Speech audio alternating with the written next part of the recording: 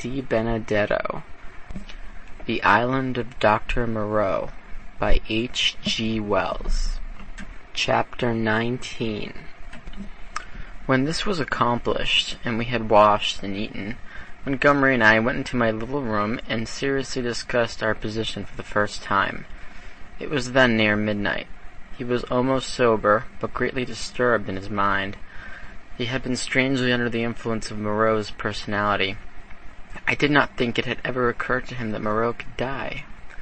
This disaster was the sudden collapse of the habits that had become part of his nature in the 10 or more monotonous years he had spent on the island. He talked vaguely, answered my questions crookedly, wandered into general questions. "This silly ass of a world," he said. "What a muddle it all is. I haven't had any life. I wonder when it's going to begin. 16 years being bullied by nurses and schoolmasters at their own sweet will. 5 in London grinding hard at medicine, bad food, shabby lobbyings, shabby clothes, shabby vice, a blunder. I didn't know any better, and hustled off to this beastly island. 10 years here. What's it all for, Prendick? Are we bubbles blown by a baby?" It was hard to deal with such ravings. "The thing we have to think of now," said I, "is how to get away from this island." "What's the good of getting away? I'm an outcast. Where am I to join on? It's all very well for you, Prendick. Poor old Moreau. We can't leave him here to have his bones picked. And besides, what will become of the decent part of the beast folk?" "Well," said I, "that will do tomorrow. I've been thinking we might make the brushwood into a pyre and burn his body, and those other things. Then what will happen with the beast folk?" "I don't know. I suppose those that were made of beasts of prey will make silly asses of themselves sooner or later. We can't massacre the lot, can we? I suppose that's what your humanity would suggest. But they'll change. They're sure to change." He talked thus inconclusively until at last I felt my temper going. "Damnation!" he exclaimed at some petulance of mine. "Can't you see I'm in a worse hole than you are?" And he got up and went for the brandy. "Drink," he said, returning. "You logic-chomping, chalky-faced saint of an atheist, drink!" "Not I," said I, and sat grimly watching his face under the yellow paraffin flare as he drank himself into a garrulous misery. I have a memory of infinite tedium. He wandered into a maudlin defense of the beast people and of Emling. Emling, he said, was the only thing that had ever really cared for him, and suddenly an idea came to him. "I'm damned," said he, staggering to his feet and clutching the brandy bottle. By some flash of intuition I knew what it was he intended. "You don't give drink to that beast," I said, rising and facing him. "Beast," said he. "You're the beast. He takes his liquor like a Christian. Come out of the way, Prendick." "For God's sake," said I. "Get out of the way," he roared, and suddenly whipped out his revolver. "Very well," said I, and stood aside, half-minded to fall upon him as he put his hand upon the latch, but deterred by the thought of my useless arm. "You made a beast of yourself. To the beasts you may go." He flung the doorway open and stood half-facing me between the yellow lamplight and the pallid glare of the moon. His eye sockets were blotches of black under his stubbly eyebrows. "You're a solemn prig, Prendick, a silly ass. You're always fearing and fancying. We're on the edge of things. I'm bound to cut my throat tomorrow. I'm going to have a damned bank holiday tonight." He turned and went out into the moonlight. "Emling!" he cried. "Emling, old friend." 3 dim creatures in the silvery light came along the edge of the wan beach. One a white-wrapped creature, the other 2 blotches of blackness following it. They halted, staring. Then I saw Emling's hunched shoulders as he came round the corner of the house. "Drink," cried Montgomery. "Drink, you brutes. Drink and be men. Dame, I'm the cleverest. Moreau forgot this. This is the last touch. Drink, I tell you." And waving the bottle in his hand, he started off, at a kind of quick trot to the westward, Emling ranging himself between him and the 3 dim creatures who followed. I went to the doorway. They were already indistinct in the mist of the moonlight before Montgomery halted. I saw him administer a dose of the raw brandy to Emling, and saw the 5 figures melt into one vague patch. "Sing," I heard Montgomery shout. "Sing all together. Confound old Prendick. That's right. Now again, confound old Prendick. The black group broke up into 5 separate figures and wound slowly away from me along the band of shining beach. Each went howling at his own sweet will, yelping insults at me or giving whatever vent this new inspiration of brand demanded. Presently I heard Montgomery's voice shouting, "Right turn!" and they passed with their shouts and howls into the blackness of the landward trees. Slowly, very slowly, they receded into silence.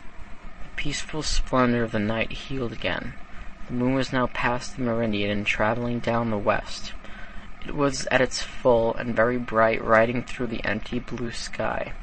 The shadow of the wall lay a yard wide and of inky blackness at my feet. The eastward sea was a featureless gray, dark and mysterious. And between the sea and the shadow, the gray sands of volcanic glass and crystals flashed and shone like a beach of diamonds. Behind me the paraffin lamp flared hot and ruddy. Then I shut the door, locked it, and went into the enclosure where Moreau lay beside his latest victims, the staghounds of the llama and some other wretched brutes, with his massive face calm even after his terrible death, and with the hard eyes open, staring at the dead white moon above. I sat down upon the edge of the sink, and with my eyes upon that ghastly pile of silvery light and ominous shadows began to turn over my plans. In the morning I would gather some provisions in the dinghy, and after setting fire to the pyre before me, push out into the desolation of the high sea once more. I felt that for Montgomery there was no help, that he was, in truth, half akin to these beast folk, unfitted for human kindred. I do not know how long I sat there scheming. It must have been an hour or so. Then my planning was interrupted by the return of Montgomery to my neighborhood. I heard a yelling from many throats, a tumult of exulted cries passing down towards the beach, whooping and howling, and excited shrieks that seemed to come to a stop near the water's edge. The riot rose and fell. I heard heavy blows and the splintering smash of wood, but it did not trouble me then. A discordant chanting began. My thoughts went back to my means of escape. I got up, brought the lamp, and went into a shed to look at some kegs I had seen there. Then I became interested in the contents of some biscuit tins, and opened one. I saw something out of the tail of my eye, a red figure, and turned sharply. Behind me lay the yard, vividly black and white in the moonlight, and the pile of wood and faggots on which Moreau and his mutilated victims lay, one over another. They seemed to be gripping one another in one last revengeful grapple. His wounds gaped, black as night, and the blood that had dripped lay in black patches upon the sand. Then I saw, without understanding, the cause of my phantom, a ruddy glow that came and danced and went upon the wall opposite. I misinterpreted this, fancied it was a reflection of my flickering lamp, and turned again to the stores in the shed.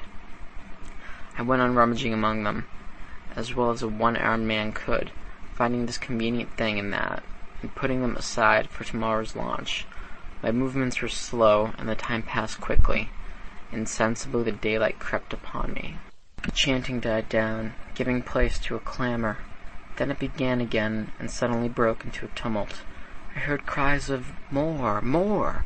a sound like quarreling, and a sudden wild shriek. The quality of the sounds changed so greatly that it arrested my attention. I went out into the yard and listened. Then, cutting like a knife across the confusion, came the crack of a revolver. I rushed at once through my room to the little doorway. As I did so, I heard some of the packing cases behind me go sliding down and smash together with a clatter of glass on the floor of the shed. But I did not heed these. I flung the door open and looked out. Up the beach by the boathouse a bonfire was burning, raining up sparks into the indistinctness of the dawn. Around this struggled a mass of black figures. I heard Montgomery call my name. I began to run at once toward this fire, revolver in hand. I saw the pink tongue of Montgomery's pistol lick out once, close to the ground. He was down. I shouted with all my strength and fired into the air. I heard someone cry, "The master!" The knotted black struggle broke into scattering units. The fire leapt and sank down. The crowd of beast people fled in stunning panic before me, up the beach. In my excitement, I fired at their retreating backs as they disappeared among the bushes. Then I turned to the black heaps upon the ground. Montgomery lay on his back, the hairy gray beast man sprawling across his body. The brute was dead, but still gripping Montgomery's throat with its curving claws. Nearby lay Emling on his face and quite still, his neck bitten open and the upper part of the smashed brandy bottle in his hand. 2 other figures lay near the fire, the one motionless, the other groaning fitfully, every now and then raising its head slowly, then dropping it again. I caught hold of the gray man and pulled him off Montgomery's body. His claws drew down the torn coat reluctantly as I dragged him away. Montgomery was dark in the face and scarcely breathing. I splashed seawater on his face and pillowed his head on my rolled-up coat. Emling was dead. The wounded creature by the fire, it was a wolf brute with a bearded gray face, lay, I found, with the fore part of its body upon the still glowing timber.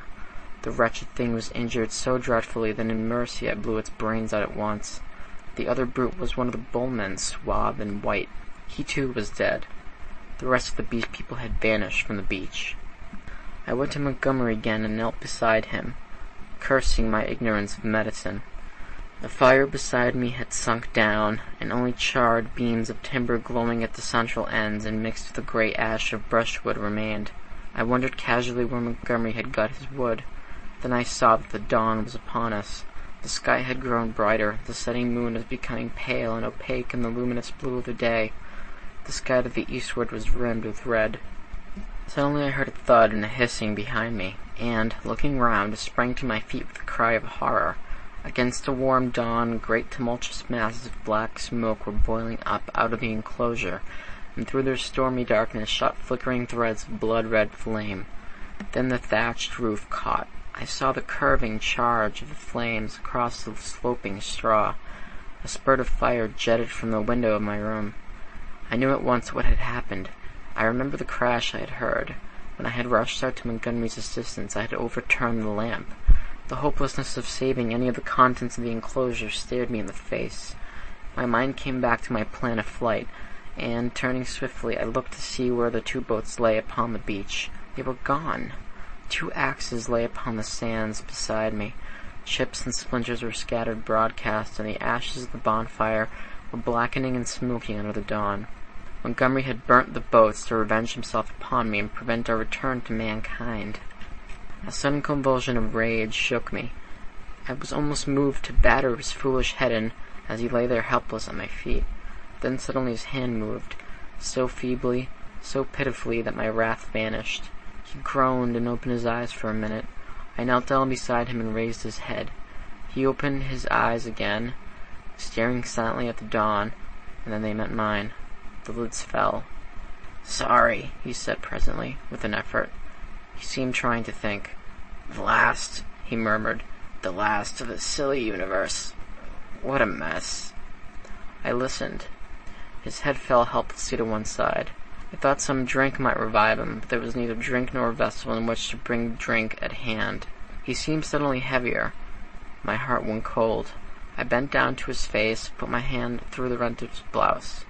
He was dead, and even as he died, a line of white heat, the limb of the sun, rose eastward beyond the projection of the bay, splashing its radiance across the sky and turning the dark sea into a weltering tumult of dazzling light, fell like a glory upon his death-shrunken face. I let his head fall gently upon the rough pillow I had made for him, and stood up.